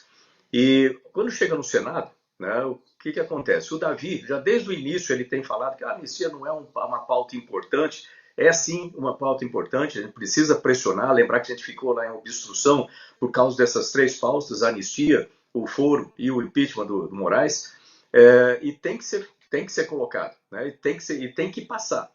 Né? De novo, aquela questão, pressão popular aí é muito importante, lembrando das eleições do ano que vem, mas eu já ouvi, não vi o texto ainda, né, mas eu já ouvi de um segundo texto pelo Davi Alcolumbre, trabalhando com o governo, entenda aí, junto com o Moraes também, provavelmente, para que se coloque uma anistia que, na verdade, é uma redução de pena. Aí que eu falo o seguinte, a redução de pena de um crime que não existiu, isso não faz nenhum sentido. Né? A redução tem que ser para 0. Tem que ser realmente uma anistia real, né? E não redução de pena, porque eu não sou advogado, mas ninguém consegue me provar que aconteceu um golpe lá atrás. Que tipo de golpe é esse? Sem arma, sem qualquer organização. Eu não vi, dentro das provas que o pessoal mostra, eu não vi nada que pudesse me convencer, né, que houve esse golpe. Pelo contrário, eu ouvi lá com o Tagliaferro, né, e ele mostrou e mandou para a gente, eu estava ali na comissão, fiz algumas perguntas, depois a gente se juntou, nós, os senadores ali, com a advocacia do Senado, para analisar. Ele mandou para a gente uma coletânea de provas que foram auditadas também, diga-se de passagem. Aquilo ali, sim, demonstra uma fraude processual. Isso deveria cancelar esse julgamento que está acontecendo aí agora, e é mais do que razão para livrar todas essas pessoas que foram presas injustamente. Então, infelizmente, eu vejo ali no Senado uma resistência muito maior por parte do presidente do Senado, né, que, infelizmente, pelo regimento, tem a pauta na mão e a gente não consegue, pelo regimento, pressionar o suficiente para que isso aconteça. Na minha opinião, a partir de um certo momento, você tem uma maioria ali do Senado, ou pelo menos 27, não seria a maioria, 1/3, né, do Senado, já seria obrigatório colocar em pauta, mas o regimento não prevê isso. Ótimo, senador. Agora eu vou passar também para o Deltan Dallagnol te fazer uma pergunta. Deltan. Olá, senador, alegria vê-lo aqui. E eu queria te perguntar o que você achou, qual a importância da fala do Tarcísio de Freitas, tão dura com o STF. Pela primeira vez ele se colocou de modo firme e duro, chamando Alexandre de Moraes ali nominalmente, dando nome aos bois, chamando ele de tirano. E ainda cobrou um posicionamento também em relação à anistia por parte do Hugo Mota. Quão importante é que os governadores entrem nessa briga, senador? Olha, 100%, né? Porque não adianta nada você expressar alguma ideia. Nesse momento, a gente precisa falar, precisa ter posição, precisa ter lado, né? Porque é isso que a gente está precisando, porque a gente já sabe qual é o lado do STF, a gente sabe, pelas próprias provas que foram trazidas pelo Tagliaferro, que não foram mostradas na imprensa, diga-se de passagem, né? Mas pelas próprias provas, você vê ali claramente que ali tem um lado, né? E é o lado da esquerda, é o lado de perseguir as pessoas, inclusive por causa de camiseta, ou porque falaram alguma coisa contra o então candidato Lula lá, ou falaram alguma coisa a favor do Bolsonaro. Aí são pessoas que essas têm que ser perseguidas. Isso é completamente errado, né? O Deltan, sei que é da área aí do direito, né? Eu tenho certeza que você consegue levantar todas as irregularidades disso, mas para qualquer pessoa, né, que não é da área, como eu, mas que tenha 2 neurônios e tenha um bom senso, sabe que isso está completamente errado. E, finalmente, eu vejo o Tarcísio, né, falando isso aí abertamente, o que é importante. É importante porque todo esse processo aí de busca de nomes para 2026, é importante que a gente tenha nomes que se alinham com a justiça, com o que é o correto. Né? O Tarcísio é um cara que eu gosto dele, sem dúvida nenhuma, foi ministro junto comigo. Eu acho que é um cara super competente, que precisa mostrar esse lado, né? Então, eu gostei dele ter falado isso ontem, né? E espero aí que ele continue, né, com essa pressão, porque a pressão dos governadores, lembrando que cada um deles representa aí um estado, né, do Brasil, faz parte, né? Ganhamos todos muito com isso, com essa força a favor do que é certo, a favor da justiça.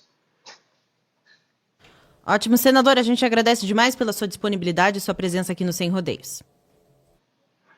Obrigado a vocês, parabéns pelo trabalho e parabéns por mostrarem a verdade. A população precisa ver isso. Como eu falei, eu não estou vendo os outros meios de comunicação mostrarem os fatos que a gente vê lá no dia a dia e fico indignado com isso. Ok? Obrigado aí a vocês, sucesso. Valeu, obrigado. Muito obrigada, até a próxima. A gente sente esse carinho também nas ruas, né? Ontem a gente viu bastante nas manifestações, pessoal elogiando muito aqui a Gazeta do Povo. É muito bom receber cada um de vocês aqui todos os dias, não só aqui, né? Quem a gente viu ontem presencialmente, mas em todo o país e até fora dele. Portanto, contem aqui de onde estão nos acompanhando, que a gente gosta de saber. Deixem o like também, que é muito, muito, muito importante pra gente. Agora, Deltan, passando para você essa pergunta que você fez também para o senador, né? Como que você viu essa mudança de postura, né? Essa maior intensidade no discurso de Tarcísio, principalmente se a gente for comparar com o ano passado, né? Ele foi muito, muito criticado no 7 de setembro por ter usado mais contexto mais técnico, falando em São Paulo especificamente, falando de ponte e tudo mais, e agora mudando esse discurso, alinhando um pouco mais esse discurso para o interesse, de fato, da população, da oposição ao governo Lula, dos críticos ao Supremo Tribunal Federal. Legal, Maria, eu vou recuperar, antes recapitular como que foi o discurso do Tarcísio para depois construir duas hipóteses e eu vou querer que você que está aqui nos acompanhando comenta aí no chat qual que é a sua opinião sobre o que está de fato acontecendo.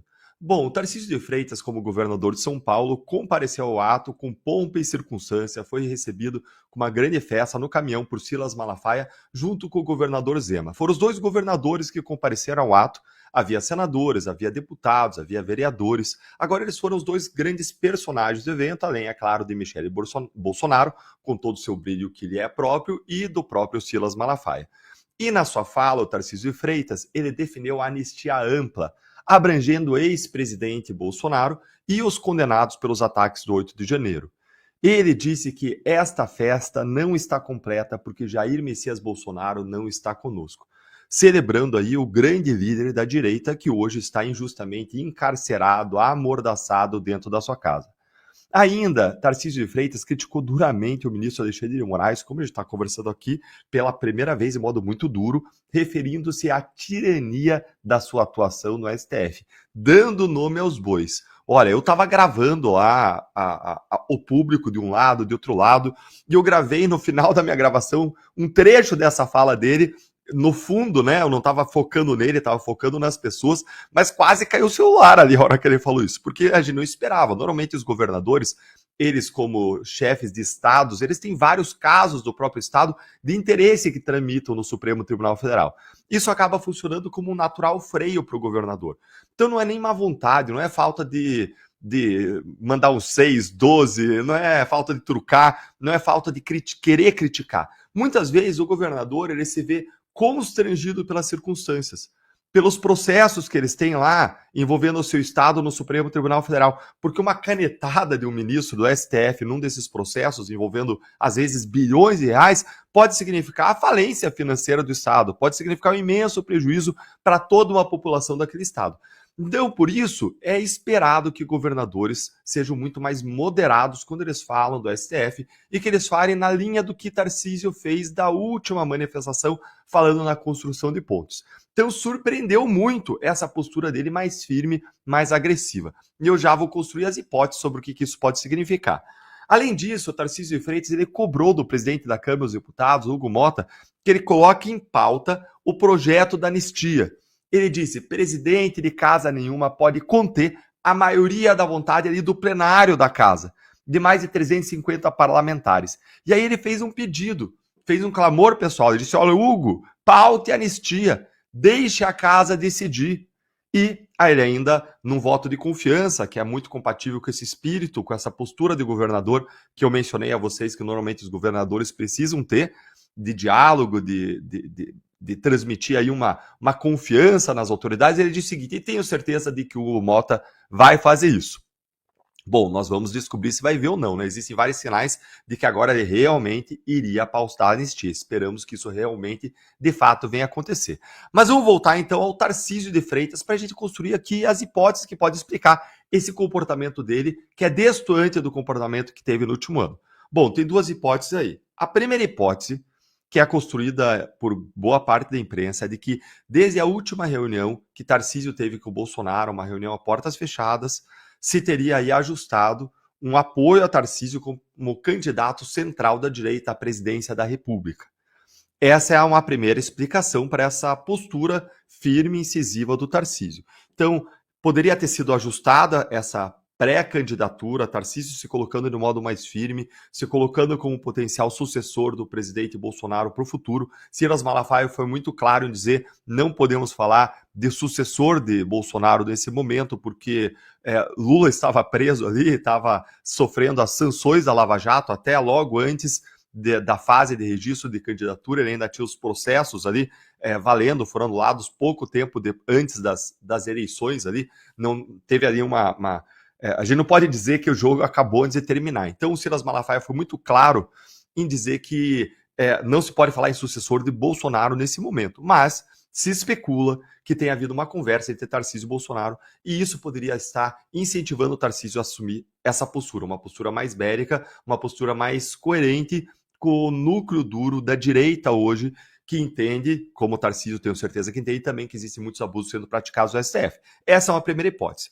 Existe uma segunda hipótese de que isso não tem nada a ver com uma pré-candidatura, de que Tarcísio segue focado em São Paulo, esse é o discurso dele, que ele hoje não é pré-candidato, e que Tarcísio adotou essa postura porque a gente viveu uma gota d'água, que foi o aprisionamento prematuro ali, injusto, prematuro, de Bolsonaro, com o STF anunciando já que vai condená-lo, tirando redes sociais, proibindo ele até de falar com o filho, instaurando investigações indevidas como essas por obstrução à justiça, quando na verdade o que se está se buscando junto dos Estados Unidos é a reclamar de violações contra direitos fundamentais.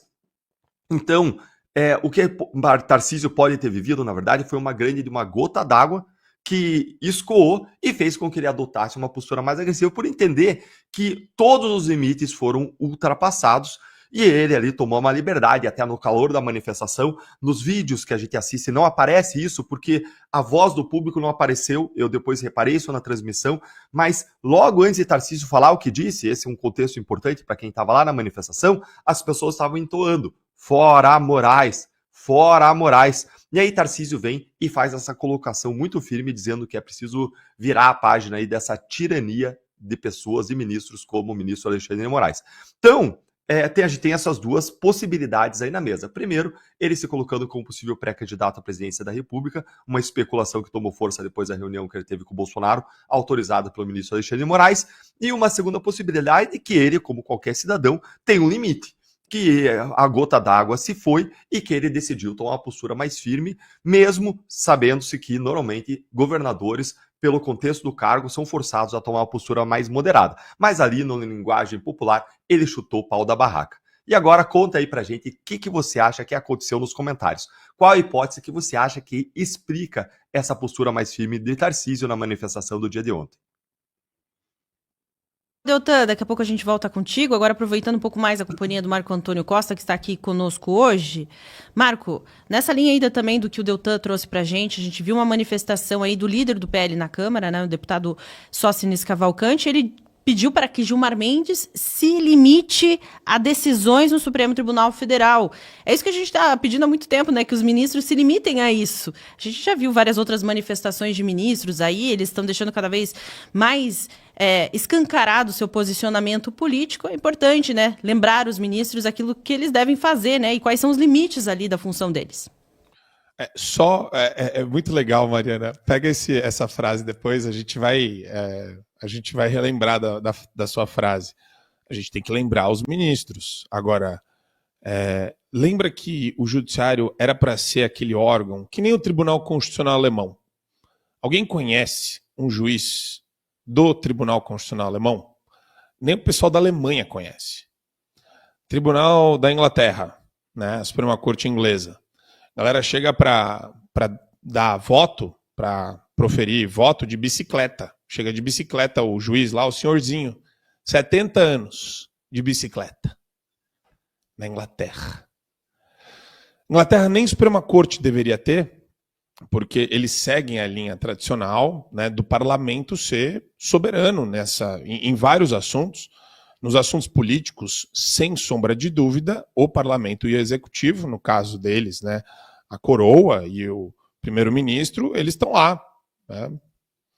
Coroa cumpre a sua função, o parlamento cumpre a sua função, e você não vê ministro de 70, juiz, eles não chamam de ministro, né? Até a expressão ministro é estúpida nossa, né? Tem um quê de autoritarismo aí, de autoridade pública, que eu abomino, e eu acho que nós temos que começar a abominar a autoridade estatal. Chega, não dá mais. A gente não tem, nosso papel não é lembrar ministro de nada. Lá, os caras, eles não aparecem, as sessões não são públicas, o que tem é um extrato de ata do julgamento. Por quê? Porque quando tem deliberação, é normal entre cidadãos, mesmo que sejam muito civilizados, pegar fogo. Não tem nenhuma TV Justiça transmitindo para o país inteiro, para o mundo inteiro, as decisões dessas Supremas Cortes. Por quê? Porque acho que esse é o papel, não é mesmo? Né? A gente precisa lembrar e precisa colocar os ministros de volta no lugar deles. Acontece que eles agora devem ser colocados no sistema carcerário, porque eles agem contra não só o cargo, não só a função deles no Supremo Tribunal Federal, eles agem contra o povo. Então, quando a galera começa a ter sonhos e ilusões autoritárias e censoras, e começam, aí isso se transforma de sonho em ação, em aparato de perseguição, né? Mais e mais vazamentos, o Vaza-Toga vai ter o 4, 5, 6. Eles estão desesperados com o Vaza-Toga. O instituto do Alexandre de Moraes, que se chama Lex, precisa ser amplamente investigado, bloqueado, restringido. Tudo isso daí tem que fazer parte de uma grande investigação da Polícia Federal. Agora, o problema é o seguinte: o policial federal que não persegue pro Alexandre tem medo do policial federal que persegue pro Alexandre. Esse é o nível de covardia institucional que a gente virou agora. Uma maioria inoperante, porque uma parte dessa maioria está no poder, está servindo função pública, mas não está falando, não está se juntando ao pessoal na Paulista, aqui em Belo Horizonte, na Praça da Liberdade, lá no Rio de Janeiro, lá em Santa Catarina. Então, como que a gente faz? A gente tem que lembrá-los do papel deles, né? Tem que desenhar para os caras, e a gente tem que também colocar isso no nosso livrinho. Né? Cada vez que o Gilmar abre a boca, tem um crime de responsabilidade. Não é exagero, não é, eu não estou aqui usando da hipérbole. Cada vez que o Barroso faz alguma cagada, o Barroso já fez umas 3 hoje. São 3 crimes de responsabilidade.